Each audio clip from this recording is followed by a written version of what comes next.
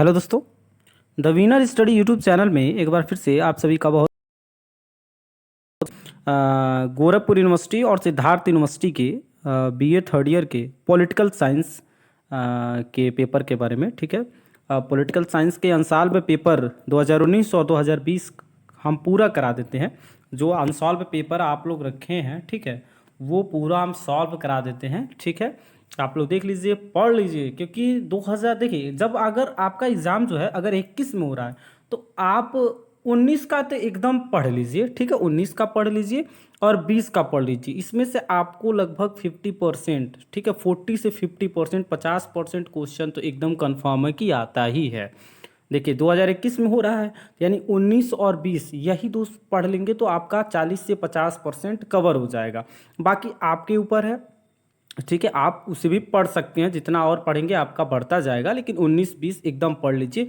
तो 19 और 20 में मिला के आपको सिर्फ 200 क्वेश्चन पढ़ लेना है, जिसमें आपका 40 से 50% आपका मार्क्स क्लियर हो जाएगा। ठीक है, तो वीडियो स्टार्ट करने से पहले जिन लोगों ने चैनल को सब्सक्राइब नहीं किया है, चैनल को सब्सक्राइब जरूर कर लीजिए, ताकि आगे फिर से हम आपको वीडियो प्रोवाइड कर सके, आपको सूचना मिल सके। ठीक है, तो चैनल को सब्सक्राइब कर लीजिएगा। ठीक है, तो आइए वीडियो को स्टार्ट करते हैं। देखिए सबसे पहला क्वेश्चन है, दल विहीन लोकतंत्र की अवधारणा किसने प्रस्तुत की है? आपके पास ऑप्शन है राम मनोहर लोहिया, जेपी नारायण, डॉक्टर अंबेडकर, बीएन राव। ठीक है, आपके पास चार ऑप्शन है, आपको बताना है। अब देखिए, अगर ये आपको चीज़ याद नहीं होता है कि दल विहीन लोकतंत्र की अवधारणा, आंसर तो जेपी नारायण है। अगर आपके दिमाग में ये बैठ नहीं पा रहा है कि जेपी नारायण हम याद कैसे करें, यहाँ पे आप एक चीज़ देखिए,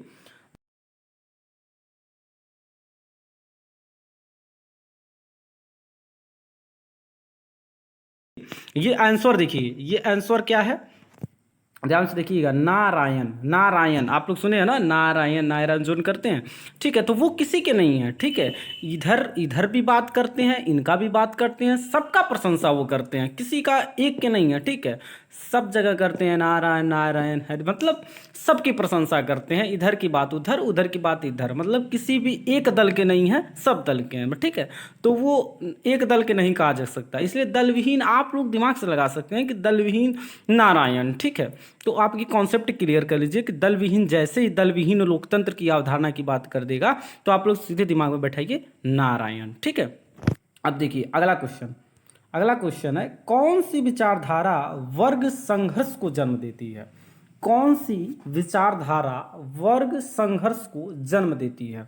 तो वो है मार्क्सवाद। कौन सा है? मार्क्सवाद। ठीक है, ये वर्ग संघर्ष को जन्म देती है। ठीक है, अब देखिए अगला क्वेश्चन है, साम्राज्यवाद पूंजीवाद की अंतिम व्यवस्था है। साम्राज्यवाद पूंजीवाद की अंतिम अवस्था है, किसका कथन है? Marks, Lenin, Mussolini, Hitler. ठीक है, तो इसका करेक्ट आंसर है लेनिन। ठीक है, क्या है? लेनिन। अब देखिए अगला क्वेश्चन है, ये theory of justice, A theory of justice की लेखक कौन है? ए थ्योरी ऑफ जस्टिस के लेखक कौन है? तो वो है जॉन रॉल्स। ठीक है, जॉन रॉल्स। अगला क्वेश्चन है, संपत्ति का ट्रस्टीशिप सिद्धांत प्रतिपादित किया गया था किसके द्वारा? ठीक है, मिल के द्वारा, ग्रीन के द्वारा, जेएल नेहरू द्वारा, या महात्मा गांधी द्वारा। संपत्ति का ट्रस्टीशिप सिद्धांत, तो संपत्ति का ट्रस्टीशिप जो सिद्धांत है वो है महात्मा गांधी। ठीक है, महात्मा गांधी। ठीक है, अगला क्वेश्चन है, प्रजातंत्र में अल्पसंख्यकों के प्रतिनिधित्व पर किसने बल दिया है? ठीक है, तो इसका करेक्ट आंसर है रूसो। क्या है? रूसो।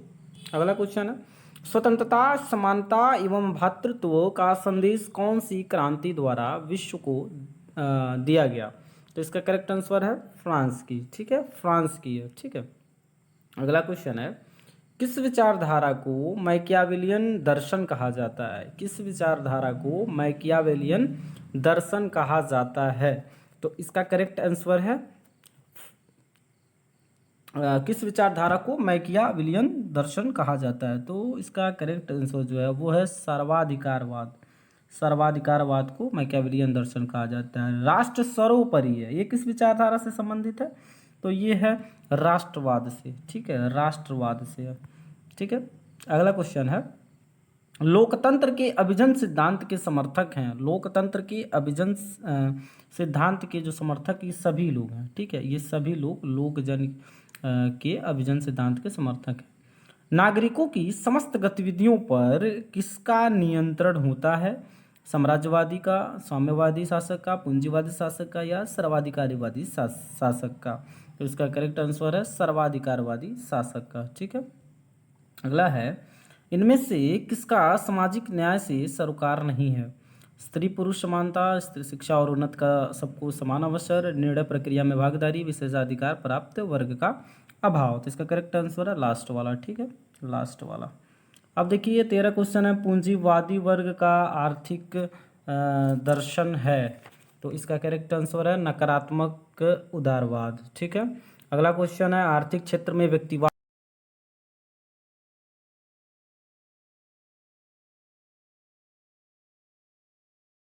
विश्लेषण है।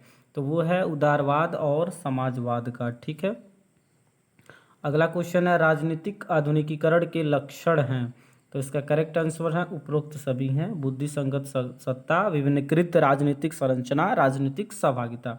राज्य एक सकारात्मक अच्छाई है। ये देखिए, ये आदर्शवादियों का कथन है। देखिए सकारात्मक आदर्श, अब देखिए आदर्श से आप जोड़ सकती है इसको सकारात्मक से, ठीक है। अगला क्वेश्चन है, राज्य एक नैतिक संस्था है, किसने कहा है? तो ये कहे हैं प्लेटो ने। किसने? प्लेटो ने, प्लेटो। लोक कल्याणकारी राज्य किसे कहा जाता है? लोक कल्याणकारी राज्य, साम्यवादी आधारित राज्य को लोक कल्याणकारी राज्य कहा जाता है। शक्ति और प्राधिकार में निर्वेदक तत्व क्या है? तो वो है वैधता, ठीक है, वैधता। वह दार्शनिक जिसने क्लासिक उदारवाद को आधुनिक युग में एक प्रकार के कल्याणवाद में बदल दिया, तो वो है रॉल्स, ठीक है, रॉल्स ने। निजी संपत्ति सामाजिक न्याय की मांग है। निजी संपत्ति जो है सामाजिक न्याय की मांग है, ये विचार किसका है? तो वो है उदारवाद का, ठीक है। कार्ल मार्क्स का अंतिम लक्ष्य है वर्गहीन समाज की स्थापना करना।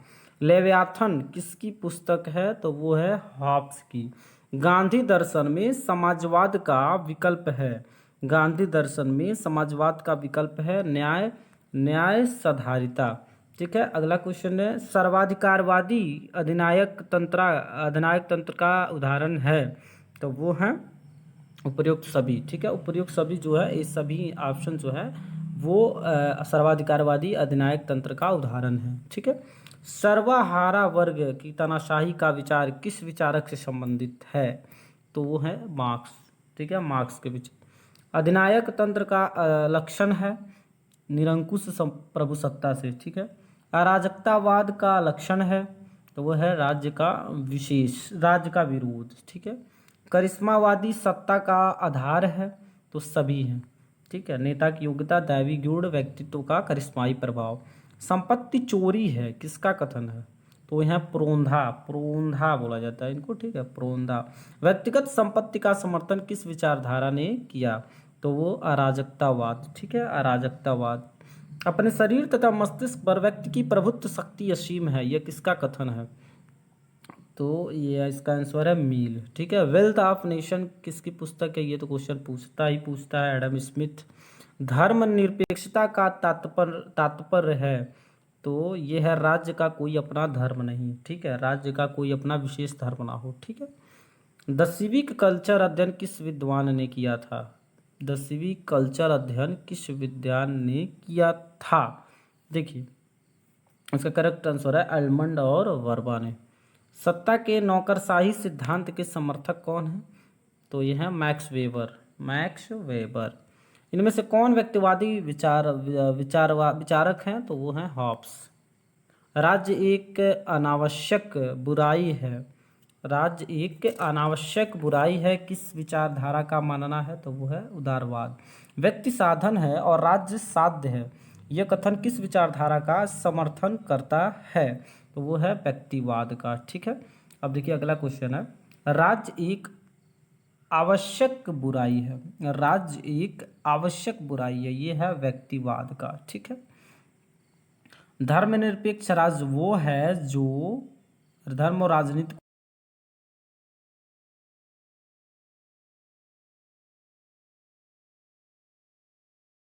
होता है वो धर्मनिरपेक्ष राज्य होता है। व्यक्तिवाद इस नाम से भी जाना जाता है, तो वो लेसेस फेयर। ठीक है, अब अगला क्वेश्चन देखिए, सामाजिक न्याय का प्रश्न जुड़ा है तो सामाजिक समानता से। ठीक है, उपभोक्ताओं का लोकतंत्र किसे कहा जाता है, तो मार्क्सवाद को। उदारवाद का अर्थ क्या है, व्यक्ति की स्वतंत्रता। ठीक है, अगला क्वेश्चन देखिए, तार्किक वैधानिक सत्ता की समर्थक हैं, तो वो है मैक्स वेबर। ठीक है, शक्ति का स्वभाव है भ्रष्ट करना और अधिकाधिक शक्ति अधिकाधिक भ्रष्ट करती है, ये किसका कथन है, तो वो है लॉर्ड एक्टन। सत्ता का परंपरागत सिद्धांत आधारित नहीं है, सत्ता का परंपरागत सिद्धांत आधारित नहीं है, तो वो है कानून पर। ठीक है, आर्थिक कार्य की स्वतंत्रता होती है। ठीक है, तो इसका आंसर है पूंजीवाद में। ठीक है, अगला क्वेश्चन देखिए, एक राज्य जो अपने नागरिकों को अधिकतम सामाजिक सुविधाएं प्रदान करें क्या कहलाता है, तो वो है कल्याणकारी राज्य। ठीक है, कल्याणकारी राज्य। वह सरकार सर्वश्रेष्ठ है जो न्यूनतम शासन करती है, वो सरकार सर्वश्रेष्ठ है जो न्यूनतम शासन करती है, तो वह व्यक्तिवादी। सत्ता के वर्गीकरण में सम्मिलित नहीं है, तो पारंपरिक सत्ता। उग्र व्यक्तिवाद और राज्यविहीनता की बात किस विचारधारा में की जाती है, अराजकतावाद। ठीक है, निम्नलिखित में से कौन राजनीतिक आधुनिकीकरण का आयाम है, तो वो आर्थिक। राजनीतिक संस्कृति की एक अवधारणा है, तो वो है समाजशास्त्री, लास्ट वाला ऑप्शन डी, समाजशास्त्री। 57 क्वेश्चन है, सत्ता आदेश देने का अधिकार है और उसके पालन कराने की शक्ति, ये कथन किसका है, हेनरी फेयोल की। ठीक है, निम्नलिखित में से कौन सही सुमेलित नहीं है, देखिए ये लास्ट वाला नहीं सही है, देखिए ये नहीं सही है। ठीक है, बाकी ये सब सही है।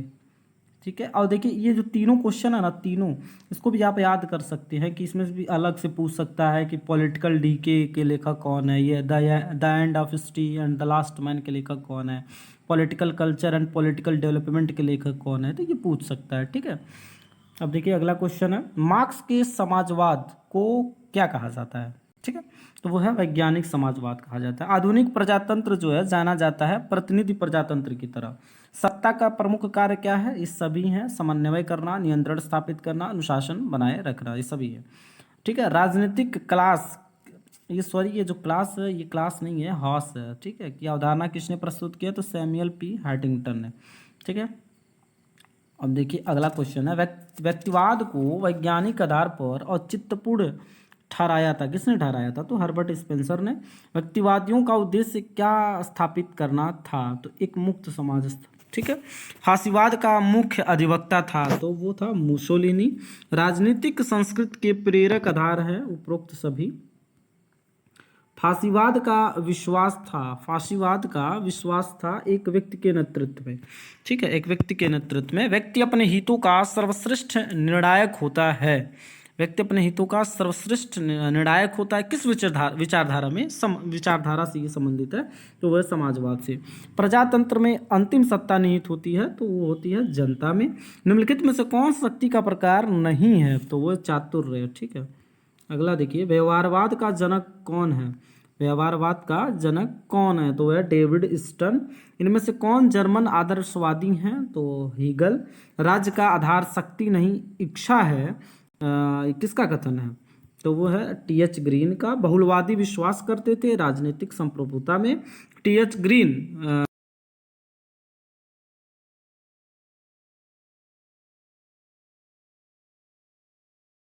उदारवाद का बाइबल, ये जो है ये किस पुस्तक को कहा जाता है, तो वेल्थ ऑफ नेशन, जो कि इसके राइटर है एडम स्मिथ। ये क्वेश्चन पूछता है हमेशा, तो आप लोग इसको दिमाग में जरूर बैठा लीजिएगा। एडम स्मिथ इसके लेखक हैं, वेल्थ ऑफ नेशन, इसे आर्थिक उदारवाद का बाइबल कहा जाता है। ठीक है, अब अगला देखिए 77 क्वेश्चन है, अपने शरीर तथा मस्तिष्क पर व्यक्ति की प्रभुत्व शक्ति असीम है, किसका कथन है, तो यह मील का। ठीक है, फांसीवाद अधिक महत्व देता है किसको, राष्ट्र को। पावर एंड सोसाइटी पुस्तक का लेखक कौन है, लॉसवेल और कॉपलान। ठीक है, कानून बनाने एवं लागू करने की शक्ति है, इसको बोलते हैं राजनीतिक शक्ति। ठीक है, प्रत्यक्ष प्रजातंत्र 81 क्वेश्चन देखिए, प्रत्यक्ष प्रजातंत्र का मुख्य अधिवक्ता कौन है, तो वो है रूसो। जनता का जनता के द्वारा और जनता के लिए सरकार के रूप में प्रजातंत्र को किसने परिभाषित किया है, इसको इंग्लिश में बोला जाता है democracy is a form of government by the people to the people for the people. ठीक है, तो ये अब्राहम लिंकन। एक दर्शन के रूप में उदारवाद मुख्यतः पनपा तो कहाँ, इंग्लैंड में। इंग्लैंड में उदारवाद का मुख्य प्रतिपादक कौन था, तो था लॉक। उदारवाद ने एक दर्शन का रूप ग्रहण किया 19वीं शताब्दी में। ठीक है, अब देखिए अगला है, किसने कहा है कि राजनीतिक आधुनिकीकरण एक मूल्य भारित धारणा है, तो वह स्मिथ ने। वह व्यक्ति जो व्यवहारवाद और उत्तर व्यवहारवाद दोनों से संबंधित है, डेविड स्टीन। बहुलवादी महत्व देते हैं समूह और संघ को। The man on horseback नामक पुस्तक के लेखक कौन है, फाइनर। राजनीतिक संस्कृत शब्द का प्रयोग सर्वप्रथम किसने किया, तो वो है आमंड पावेल। फासीवाद किसके नेतृत्व में विश्वास करता था, तो एक आदमी के। लाक की प्रसिद्ध पुस्तक का नाम, ठीक है, लाक की प्रसिद्ध कृति का नाम है, ठीक है, तो ये है शासन पर 2 निबंध। ठीक है, फासीवाद विश्वास करता है शक्ति में। राजनीति पर्यवेक्षणात्मक विज्ञान है, ये कथन किसका है, राजनीति पर्यवेक्षणात्मक विज्ञान है, प्रयोगात्मक नहीं, किसका कथन है, तो वह है लॉवेल के। ठीक है, लॉवेल। अगला क्वेश्चन है, राज्य परिवार का विस्तृत रूप है, राज्य परिवार का विस्तृत रूप है, अरस्तु ने। उदारवाद विस्तार से प्रस्तुत किया गया था, तो लाक द्वारा। ठीक है, आधुनिक व्यक्तिवाद का मुख्य प्रतिपादक कौन है, तो वो है हॉब्स। जिसकी लाठी उसकी भैंस के सिद्धांत का प्रतिपादन किया गया था, डार्विन द्वारा। व्यक्तिवादियों के अनुसार राज्य क्या है, आवश्यक बुराई है। ठीक है, फासीवाद का उदय हुआ, तो ये देखिए इटली लिख दिया, जो कि इटली है सिर्फ, तो आप इटली में देखिए। ठीक है, इटली में। ठीक है, देखिए ये 2020 का अंसाल पेपर है, इसको भी हम सॉल्व करा देते हैं। ठीक है, तो जिन लोगों ने चैनल को सब्सक्राइब नहीं किया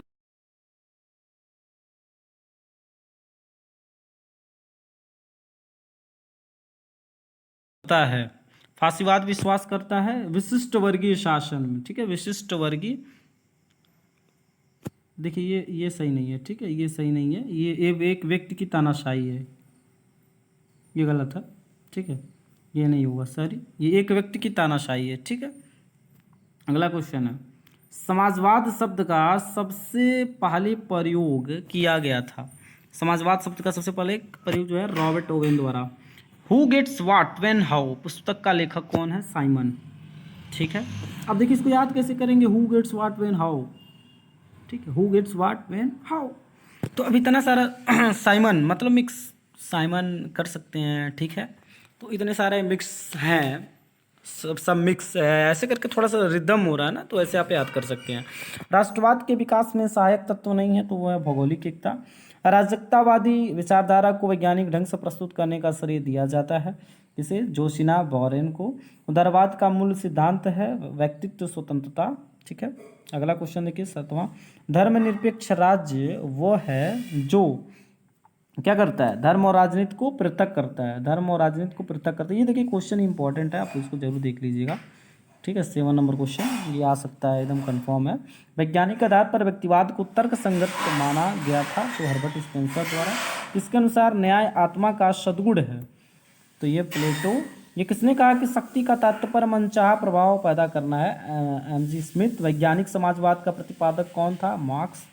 फासीवाद का उदय कहाँ हुआ, तो इटली में। ठीक है, अगला देखिए,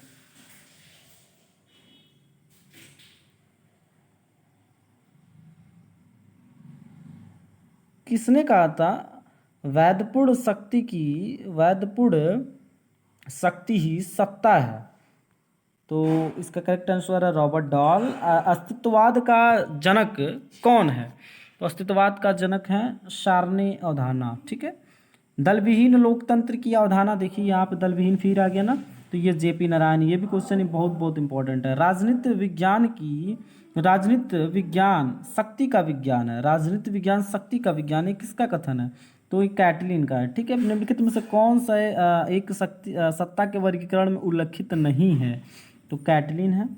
ठीक है, कौन सा एक सत्ता के वर्गीकरण में उल्लेखित नहीं है, तो इसका करेक्ट आंसर कानूनी सत्ता। निम्नलिखित में से कौन किसने सर्वप्रथम राजनीतिक संस्कृत, इसमें से अंसाल में से तो ऐसा सब शब्द लिख दिया है जो कि ये गलत लिखा हुआ है। तो ये है राजनीतिक संस्कृत पद का प्रयोग किया सबसे पहले, ठीक है। तो वो है आमंड एंड पॉवेल।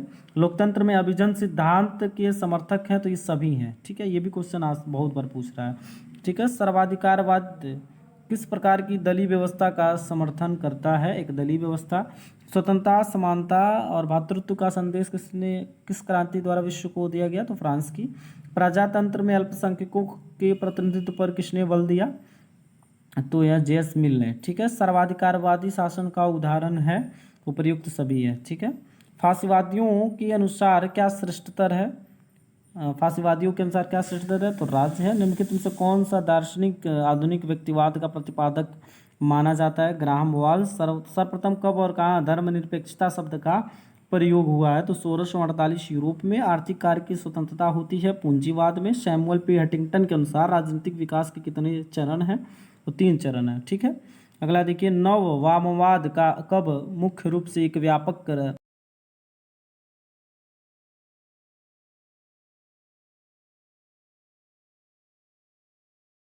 प्रभाव का स्रोत कहाँ है? प्रभाव का स्रोत क्या है?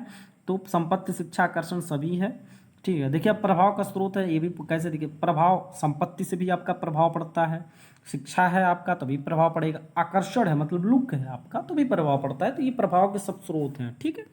पूंजीवाद का अंतिम चरण है साम्राज्यवाद। सभी आदर्शवादियों का जनक किसे कहा जाता है? तो वो है प्लेटो को। लास्ट वाला ऑप्शन है डी। 33 का क्या है? डी है, प्लेटो को। पॉलिटिक्स ऑफ डेवलपिंग एरियाज का लेखक कौन है? पॉलिटिक्स ऑफ डेवलपिंग एरियाज के लेखक कौन है? ऑमंड एंड कोलमैन। राजनीतिक संस्कृत को लोकप्रिय बनाने में किसका सर्वाधिक योगदान था?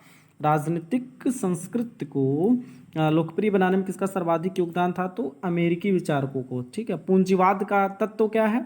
तो उपयुक्त सभी है। पूंजीवादी वर्चस्व, आर्थिक कार्य की स्वतंत्रता, संपत्ति पर निजी स्वामित्व, सब है, ठीक है। 37 क्वेश्चन नंबर देखिए, स्वामी विवेकानंद भारत का नाम लेकर जीते थे। वे मातृभूमि के अनन्य भक्त थे और उन्होंने भारतीय युवकों को उसकी पूजा करना सिखाया। कथन किसका है? तो ये है भगिनी निवेदिता के, ठीक है। प्रत्यक्ष प्रजातंत्र सामान्यतः संबंधित है, तो वो है स्विट्जरलैंड से। उदारवाद का आर्थिक दर्शन है मार्क्सवाद, ठीक है। अगला क्वेश्चन देखिएगा, उग्र राष्ट्रवाद दर्शन है, क्वेश्चन नंबर 40। उग्र राष्ट्रवाद दर्शन है मार्क्सवाद का। सबसे पहले स्वराज शब्द का प्रयोग किसने किया था? तो स्वामी दयानंद सरस्वती ने। अराजकतावाद प्रादेशिक तथा व्यावसायिक क्षेत्र में विकेंद्रीकृत व्यवस्था का समर्थन करने वाली सर्वप्रथम तथा सर्वोत्तम विचारधारा कथन किसका है? क्रोपोटकिन का, ठीक है। सिविक कल्चर नामक पुस्तक किसने लिखी है? ये कृति लिखी है, तो वो है आमंड और वर्बा। ये क्वेश्चन भी बहुत इंपॉर्टेंट है।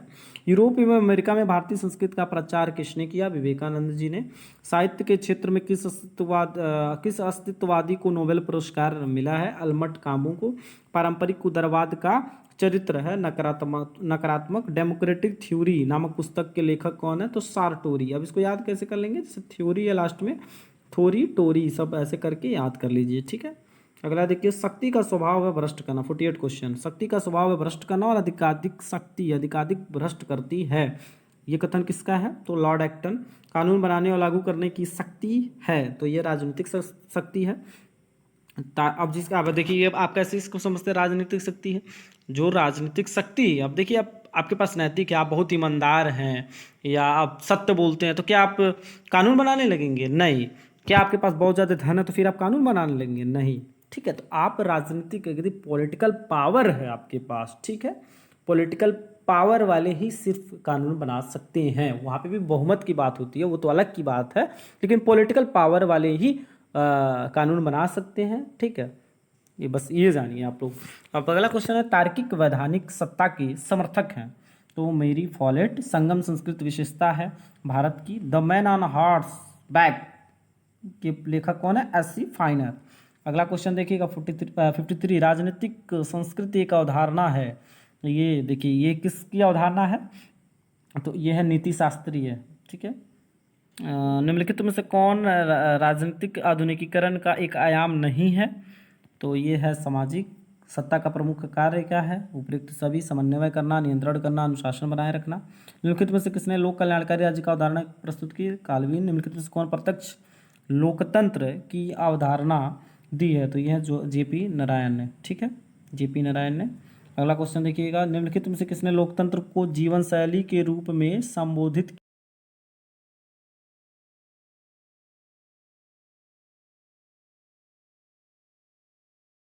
वो है कि सार्वभौम वयस्क मताधिकार। मॉडर्न डेमोक्रेसी पुस्तक का लेखक कौन है? Lord Bryce. प्रजातंत्र व शासन है जिसमें प्रत्येक व्यक्ति का एक भाग होता है, किसने कहा है? तो शीले ने। अब देखिए अगला क्वेश्चन 62 है, किसका कथन है कि प्रजातंत्र जनता का, जनता के द्वारा, जनता के लिए सरकार है? तो ये अब्राहम लिंकन। भारतीय संविधान के किस भाग में सामाजिक न्याय की अवधारणा है? तो फोर्थ में सामाजिक न्याय की अवधारणा जो है संविधान के चौथे भाग में है, ठीक है। वैज्ञानिक व्यक्तिवाद की अवधारणा का विकास किसने किया? तो स्पेंसर, हर्बर्ट स्पेंसर ने। राज्य प्राकृतिक एवं अनिवार्य संस्था है, किसके द्वारा प्रतिपादित किया गया था? ठीक है, राज्य प्राकृतिक एवं अनिवार्य संस्था है, तो यूनानी, ठीक है। राज्य एक अनावश्यक बुराई है, तो उदारवाद का। अब देखिए यहाँ पे अगर अनावश्यक आएगा तो उदारवाद, अगर आवश्यक आएगा, आवश्यक, यहाँ पे आप लोग क्लियर कर लीजिए, ये क्वेश्चन भी आएगा, ये बहुत क्वेश्चन इंपॉर्टेंट है। राज्य एक आवश्यक बुराई है या अनावश्यक बुराई? तो अगर अनावश्यक आएगा तो उदारवाद, अगर आवश्यक आएगा तो व्यक्तिवाद, ठीक है। अब अगला देखिएगा, कैपिटलिज्म, सोशलिज्म एंड डेमोक्रेसी नामक पुस्तक की रचना किसने की है? ठीक है, तो सोमपीटर ने। किस एक विचारक की ये मान्यता था कि राज्य एक उत्पीड़न का यंत्र है? तो वो है टी.एच. ग्रीन। निम्नलिखित में से कौन एक उदारवाद से मेल नहीं खाता है? तो वो है बुर्जुआ राज, ठीक है। एक देश में समाजवाद, यह नारा किससे संबंधित है? तो लेनिन से, ठीक है। अब अगला देखिएगा क्वेश्चन 71, निम्नलिखित में से कौन सा राजनीतिक दृष्टिकोण उदारवाद के सिद्धांत से संबंधित है? तो वह पराधीन वर्ग, ठीक है, पराधीन वर्ग। निम्नलिखित कथनों में से कौन सा सही है? एक समाजवादी राज्य यथास्थिति का समर्थन करता है, एक समाजवादी राज्य भूमि और खानों का राष्ट्रीयकरण करना चाहता है, एक समाजवादी राज्य स्वभावतः प्रजातंत्र विरोधी है, एक समाजवादी राज्य मुक्त व्यापार का समर्थन करता है। तो इसमें सही कौन सा है? तो एक समाजवादी राज्य भूमि एवं खानों का राष्ट्रीयकरण करना चाहता है, ठीक है। अगला देखिएगा, उदारवाद का मूल तत्व क्या है? मूल तत्व व्यक्तित्व स्वतंत्रता। निम्न में से किसने रात्रि पर राज्य की अवधारणा का समर्थन किया है? तो मैकफॉर्सन। लोकतंत्र की सफलता के लिए अनुपातिक प्रतिनिधित्व का समर्थन किसने किया है? तो वो है मॉन्टेस्क्यू ने। लोक कल्याणकारी राज्य की अवधारणा अनिवार्यतः एक संश्लेषण है, तो ये समाजवाद तथा साम्यवाद का है, ठीक है। कभी कभार अगर इसमें से एक ही ऑप्शन देता है तो आप साम्यवाद मार सकते हैं, ठीक है, समाजवाद भी मार सकते हैं, जो भी आपको हो, क्योंकि कन्फ्यूज़न में डाल देते हैं जो भी पेपर बनाते हैं। तो ये है दोनों, ठीक है, समाजवाद तथा साम्यवाद दोनों हैं, ठीक है। अनिच्छुक प्रजातंत्रवादी किसे कहा गया है? ठीक है, तो इसका आंसर है रूसो को। यद भावम में नीति संबंधित है, तो मार्क्सवाद से। सामाजिक न्याय का लक्ष्य है गरीब का हित। व्यापक संदर्भों में सामाजिक न्याय का सिद्धांत किसने दिया है? ठीक है, तो यह रॉल्स ने। आधुनिक प्रजातंत्र जाना जाता है तो समाजवादी प्रजातंत्र की तरह, ठीक है। अब देखिए अगला क्वेश्चन है, डेमोक्रेटिक थ्योरी नामक पुस्तक के लेखक किसने है? तो टोरी, तो सार्टोरी। भारतीय संविधान की प्रस्तावना में धर्मनिरपेक्ष शब्द शामिल किया गया 42वें संशोधन द्वारा, ठीक है। वर्ग चेतना का सिद्धांत किस विचारक से संबंधित है? तो मार्क्स से। हाब्स की सामाजिक संविधान आधारित है, तो शांति की खोज पर। सामाजिक संविदा है जो कि व्यक्तिवाद समर्थन करता है, व्यक्तिवाद जो है समर्थन करता है तो सभी का, ठीक है, योग्यता का, प्रतिस्पर्धा का, सर्वश्रेष्ठ उत्तरजीविता का, इतिहास की भौतिक,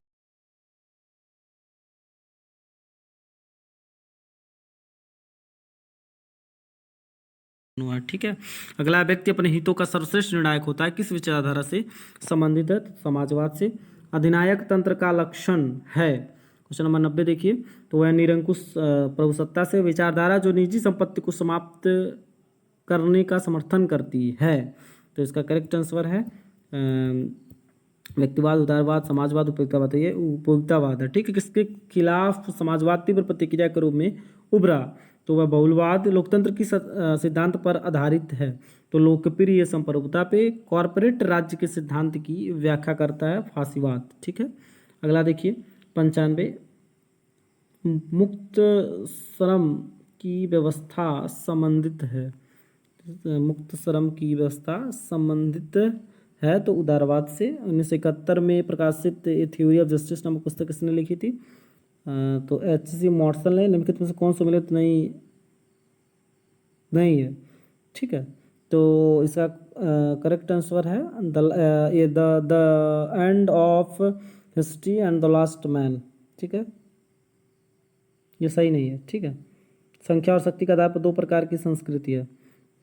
संख्या और शक्ति के आधार पर दो प्रकार की संस्कृति है, तो ये दोनों है, जन संस्कृति और अभिजात संस्कृति। ऑलिगार्की का लॉ कानून सिद्धांत किसने दिया था? तो मोस्का ने। राजनीति को कौन क्या